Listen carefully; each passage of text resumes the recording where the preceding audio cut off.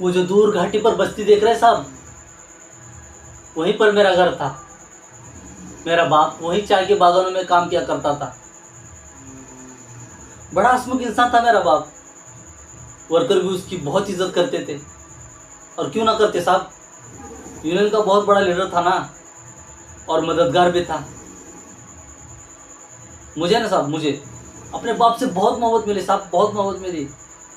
वो जो पेड़ देख रहे हैं, वो पेड़, उस पेड़ पर मोटी रस्सी का झूला और नन्हा सा मैं।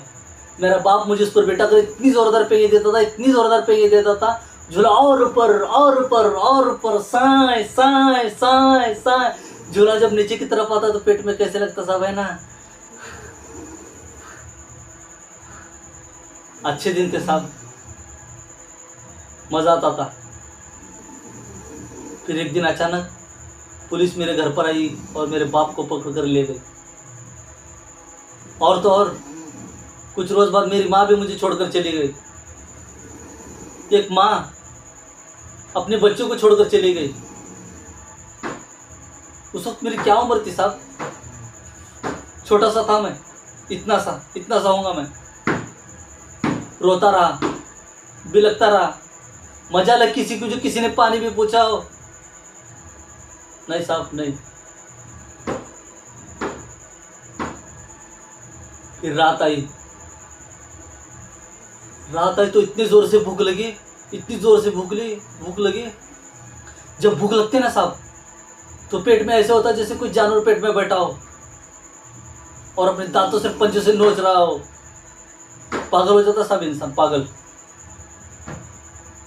फिर मैंने देखा उसी रात एक कुत्ता उसी झूले के नीचे बैठा था, जिस झूले पर बैठा कर मेरा बाप मुझे झुलाया करता था।